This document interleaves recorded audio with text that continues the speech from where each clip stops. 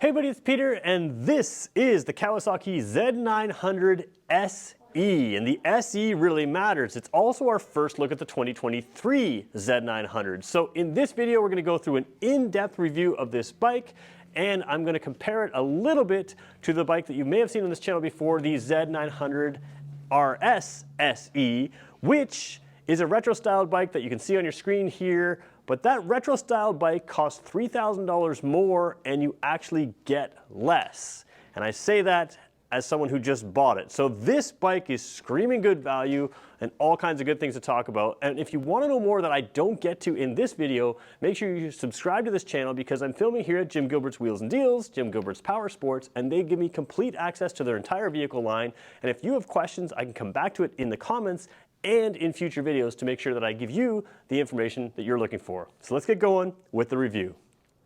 So the first thing I want to point out about this bike is the SE components. Now we'll just touch on them now, we'll go in detail in a second here, but you're going to notice the SE by the gold fork tubes here and the Olin shock here, which is a yellow color. That's really the difference between this and the standard Z900, and also the Brembo brakes, I should point out.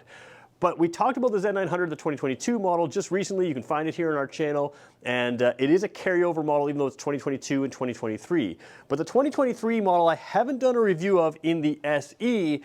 And like I said, the value in this bike is really, really good. So instead of like the bike that I bought, which has around 110 horsepower, this one has 125 horsepower from the same engine. They match on torque, but the torque comes in a little higher RPM on this bike as well. So this bike is both torquey and high horsepower. Actually, both are high horsepower. This is quite high horsepower, which means you get a little bit more of the race bike type feel in here, where you can rev it from, say, 3,000, 4,000 RPM, but continue to make power well past 8,500 RPM, which is the difference between the RS model, which starts to tail off past about 8,500, 9,000 RPM. This one continues to make power, and that's where your extra horsepower really comes from in this model. Now, obviously, styling is different as well. This one has a much more modern style, sort of an aggressive look is what they're going for. But then we're going to talk about some of the performance upgrades. This bike is already a performance bike without the upgraded suspension, upgraded Brembo brakes. But when you add them in, you get a few extra tweaks. So let's start with the brakes, the suspension. We'll move our way through this bike and all its features. So let's start with the upgraded Brembo brakes on this SE model. So what you're going to find if you talk to owners and you see what they say online is most people don't have a real issue with the brakes on the regular Z900. They're plenty strong. So what do the Brembos add? Well, they do add a level of performance for sure. What you may feel, though, is a feel difference between the two, and that comes from a few things. First of all, they are Brembos. They specialize in brakes. They do them better than just about anybody. You're going to have some heat dissipation abilities here. You're going to have strong brakes, but there's some extra things here that you've got up here. You've got the steel braided lines for the front and rear brakes here. That's part of that SE package where they would be rubber lines as well. All of that's going to contribute to feel. So both the calipers, the way things work, and the braided lines are going to contribute to feel. There's also a difference in the lever, which we'll show you in a second when we work our way up there. But then we should talk about the suspension here as well. A lot of people feel that these gold fork tubes, the only real difference is that they're gold. Well, they are very similar to the regular Z900. They're fully adjustable, but they do give you a little bit different tuning here as well. And the same thing as the Z900 RS SE. So you have the same look here, probably tuned to be very similar. But again, the full adjustability is really what matters here. You can really tune this bike to do what you want. You can set it up from the factory, and most people find that it's perfect from the factory, but you can start to play with things to kind of set it up for your road, set it up for your weight, set it up for the type of riding, and the feel that you want, which makes this bike something that can really kind of last you a long time. As your skills improve, you can start tweaking things and seeing what you like and going from there. So adjustability with a slightly different tune, and the Brembo brakes, of course, with ABS, are an upgrade here over the Z900. So I'm going to do a little awkward view here. We're going to look at your clutch lever over here and the Brembo brake upgrade over here and the way it all works here. So first of all, the clutch lever pulls the cable or pulls this way, right? And the brake lever, instead of pulling out this way, it pushes in on a cylinder right here. And that also contributes to a different feel. So you actually have a different style lever here than you would on the regular Z900. We'll talk about the adjustability as we get there, but I just wanted to show you sort of the different look where it would be a pull out here as opposed to a push in there, and that's going to give you some of that feel difference that I was talking about earlier. The other difference you're going to find here is the Olin shock. So of course you've got that backlink rear suspensions here. So a couple things work well here. The weight is centered and away from the exhaust, so both consistent performance because there's no heat involved with the exhaust, as well as just having a better handling bike because of the way they do it, this backlink rear suspension here. So that is the same as the regular Z900, but you've got some extra adjustments in here, especially this preload adjuster here. So you can just on the fly adjust it up by turning it whichever way you want to soften or tighten up the suspension and give you that, compensate for the weight, give you a little different feel. So having that there, again, allows you to really compensate. If you throw a passenger on here, you can dial it right up right away and have a real fun, sporty ride as well by having that right there. A lot of people have talked about this Olin suspension being something that they definitely feel every time they ride. The Brembo brakes, you don't always feel them the same way because they are performance brakes. So when you really get into heavy braking, that'll be where the Brembos have the biggest benefit. But right here, something you're going to feel every ride you take. Now we're going to take a look at the dash, and the reason I'm starting with it off is I've kind of created some half glare in here with the studio lights, and I think that's important because a lot of people wonder if TFT displays can be seen clearly even with glare. And you can see, even though a camera compensates and tends to show a lot more glare on a screen, and if you don't believe me, you can film the screen in your car and see how hard it is to see on film, but how easy it is to see in person. But the TFT display here really gives you a clear display. Now remember, this SE model is about $3,000 less expensive than the RS SE, or the same engined bike with the retro sport style. You already get more horsepower, you share suspension, you share some of the same upgrades there, but you also get this TFT display, whereas the older one has the older style gauges. Now those gauges seem to cost a lot more because you're actually getting more here. So you have your neutral indicator right there, your gear indicator, that's all part of the same thing with the RS. What you don't have is these rider modes. So you can see I have it currently set to road. We're gonna go up to sport here in a second. If I hold it, there we go. It goes up to sport. And it will come down as well. Now the only thing I wish they would do is let it cycle through. I'm going up and down through the handlebar controls here. You have to hold it down. You also have rain, so road, sport, you have rain, and then you have the rider mode. And as I switch it to the rider mode, you're gonna see the power level. You also have power levels. So in addition to 4 rider modes, 3 of them are preset from the factory. The rider mode allows you to create the bike that you want to have, essentially. So you could set it down if you were new to this bike. You could set your power mode to L, which would be low power, or F for full power. Traction control you can customize off, 1, 2.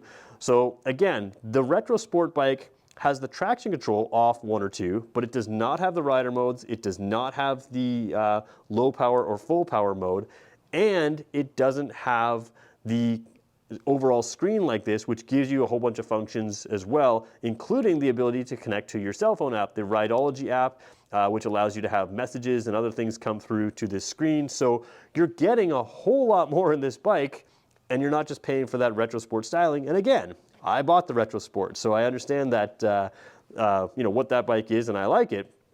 But from a value perspective, you're really getting quite a lot here. So of course this screen can be customized a little bit. You can do various things with it. When you're in the break-in period of this bike, you can set the RPM limit. So right now I think it's set to around 4,000 RPM, which is the very first break-in, couple hundred kilometers or so like that. They want to try to avoid going beyond that if you can. So it'll have a sort of like a shift light. It'll start flashing your tachometer here as you're revving beyond that. So you can change that shift light as you break the bike in. But if you didn't want to rev past 8,000 without being made aware, you can set that shift light up to basically blink your tachometer when you get up that high. So it does make it easier to read at a glance, and in your peripheral vision you can see when you're revving higher than you want to or getting close to where you want to shift.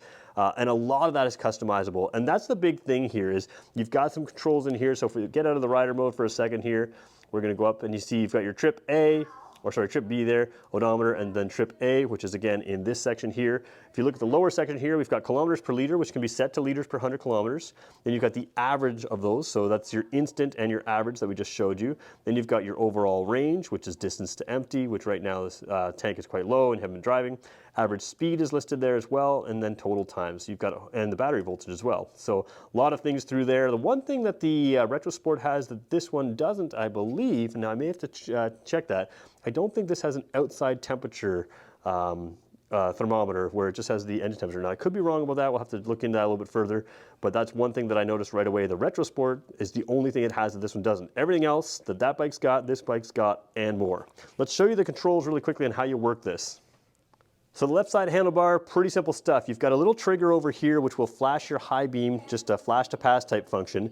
And then you've got your high beam and low beam right set to that, signal lights, horn, and you do have four-way flashers, which is nice to have as well. So you, all those standard controls, and then this is the control that essentially works that screen that we were just showing you. So very simple and easy to use. Looks complicated because it seems like there's not enough controls here to control the screen, but once you understand sort of how to do it, you can very quickly and intuitively change any one of the settings you want, from rider modes to just information. All of that is done right here on your thumb, so your hands are always right where they need to be.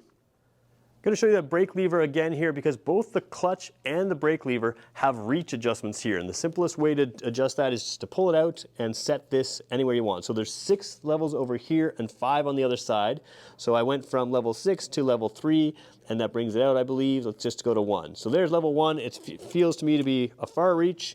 We'll come back on to level 6 over here, and it's a much closer reach. So you can set that for anything you want. We'll leave it roughly in the middle at number 3 for now, but you can set that reach for anywhere you want. 6 levels here, 5 levels on the other side, and basically whatever size your hands are, you can make sure that you have a comfortable grip exactly where you want it, and the reach, the distance there is no problem, no matter what size your hands are. I want to point out the front lighting on this bike because it's one thing that I have a bit of an issue with. First of all, the bike's not running, so these are both LED lights. I love that. Not only are they really bright, but that white color that they will give is the same or very close to daylight color, which means your eyes don't have to think about what they see. They will right away recognize, you know, because it's the same color as, or similar color to daylight, your eyes pick up what they're seeing right away. And you do have sort of a daytime running light look here, which is on right now with the key on, even though the engine's not running. What I don't like about this bike, and I don't understand why, is Canadians don't get the LED signal lights that other world markets do. I think the Americans are the same as us here, but you have the incandescent bulbs here. I would have liked to see LED. I don't know why they didn't do that, because almost every other light, well actually every other light, including the license plate light on this bike, are full LED. So let's look at the rear lighting as well, and just so you get a sense of that. But yeah, interestingly in Canada and I believe the United States, they don't have the LED lights where other world markets do. So take a look at the rear light here. You've got that Z style there, so you've got kind of that cool style that shows out. I really quite like that. It's hard to show on camera, but it really stands out in person. And of course, a bright LED brake light. But again, rear signal lights are just what they are. They are the incandescent bulbs, which again, totally fine. They work really well. But just, you know, I would have liked to see LED. Down here, there's a full LED license plate light as well, which is going to give you your white license plate, some nice light there as well. It just makes you a little bit more visible. So whole bike looks and feels really modern. Just one thing I would have liked to see as an upgrade right there. Now let's show you what it's like to sit on this bike. So the seating position of the Z900 is one of its strong points. Now, one of the things you're going to hear in the reviews is that the Z900 RS has a very comfortable seat. I feel like that downplays this seat a little bit. This is also a very comfortable seat. It is a little bit of a firm seat, which is what you want on a longer ride, but the width here is just as wide probably as the Z900 RS. Where you do lose in comfort compared to the RS is in this rear seat. This is a much smaller rear seat for your passenger than you would have on the Z900 RS. So there is some styling benefits here, but you also have some comfort drawbacks on the rear seat. Now don't let them tell you that this seat isn't comfortable though, because like I said, although it's a fairly firm seat, you have good width here and narrow in the front here to allow for a nice standover height. So I'm about 6 feet tall. I have to measure my inseam. I think I'm 32 inches or so. Easily flat footing here. And on a naked bike, you want a slight forward lean because you're going to have some of that wind keeping you upright. But you don't want to be so far over that it's like a sport bike or a super sport bike where it's a little less comfortable for a longer ride. This is an all-day comfortable ride. You do have a little bit of wind protection here around the gauges, but it's basically going to come right at you. Now, I think you could probably get an aftermarket screen that raises this up a little bit in front of the gauges, but overall, very comfortable seating position. And same thing with your feet right here. If you see that it's a nice sort of compact riding position, your legs are a little bit more back and up compared to the Z900 RS, but it's in no way uncomfortable. So one is a little bit more casual, this is a little more sporty feeling, but both are very comfortable and both are in control. The other thing you're going to notice compared to the Z900 RS is this modern tank is sculpted to fit your legs better. Now the other one is fine, but you have that traditional look, which is style over function. This probably gives you a little bit better grip on the tank for a little bit more sporty riding. And this kind of bike isn't all about track riding, but you could take it to the track, but it's more about having fun. The whole Z lineup is pretty consistent in a fun lineup. Wheelies are capable on this bike. Of course, you're not supposed to do those, but you have that sort of geometry to have full control control, really feel like you're connected with the bike and have some of a sporty riding feel without being down in that super sport riding position that's really more racetrack ready than weekend riding and just regular riding around town. So pretty comfortable position here. Again, slight forward lean, but very, very comfortable. Tighter in the legs. If you really have really, really long legs, that may be an issue, but for someone like me, fits really nicely here, quite comfortable. So let's talk about who this bike is for. Well, first of all, it's not a Ninja, but that Ninja lineup can really vary as well. You go from the Ninja 400 right up to the full Super Sports. There are comfortable Ninjas like the Ninja 1000, the Ninja 650, and the Ninja 400. They're kind of a similar riding position to this, but the Ninja 1000 is a lot more of a touring bike, and the Ninja 650 is a two-cylinder. So if you look at either side of the engine size of this, you've got a real difference. So this kind of fills the gap without the fairing of that sort of in-betweener, almost a Ninja kind of bike. But it's not a super sport type Ninja. So you still have full sporting capabilities in a more upright riding position with a styling that some people are going to love and some people aren't going to love, and they're okay with that because they've got such a wide variety of bikes. I really quite like the aggressive look. To me, it's the kind of bike that looks better in person and certainly looks and feels like a sport bike. Now, springing for the SE model, in my opinion, is worthwhile. If you are a value shopper, that Z900 without this SE package is a great, great buy. It's really, for what you get, it's fantastic. But springing for a little bit extra to get the Öhlins shock, the Brembo brakes, the little bit retuned front suspension, to me, I think makes a difference. If you can spring for it, it's worth doing. That's what I did with the Retro Sport version. I sprung for the SE model to get some of those upgrades. I like having those Brembo brakes. I've heard very good things with Öhlins suspension. I'm looking forward to trying that over a variety of riding terrains and long-term riding. But that's a nice upgrade to give you really nothing at all to complain about. You've got top-level components, you've got the more power, you've got all the tech you need in the TFT display that's very, very clear. So it's really a bike for someone looking for a pretty good value sport bike, lots of power. And remember, the entire Z line is about fun. Every one of these is a lot of fun to ride, and you have a real consistency from the Z400 right up through the Z900 to the H2 in the Z lineup. They have that fun to ride character that's kind of consistent, unlike the Ninja line where there's touring bikes, there's more entry-level bikes, lower power bikes. This one you have a real consistent feel, just adding power, adding power, adding power, and adding technology in something like this. So it's a great bike for a sport bike buyer looking for value and comfort. And is it right for you? Well, here's the thing. Here at Jim Gilbert's Wheels and Deals, there's a 20,000 square foot showroom. We're filming here in February. The 2023s are arriving. You can compare this 2023 to a 2022. If you want to save some money for some gear, you can pick up the 2022. The SE is no longer in stock here for 2022, but we do have it at 2023, so you can sort of compare side by side which one you think is better. These are fun bikes, and spring's coming. So come on down to Jim Gilbert's Wheels and Deals and check one out for yourself. And if you want to know more about this bike, make sure you subscribe to the channel, because I'll make sure I answer your comments and questions in the comment section and come back to this vehicle with more videos. Thanks everybody for watching.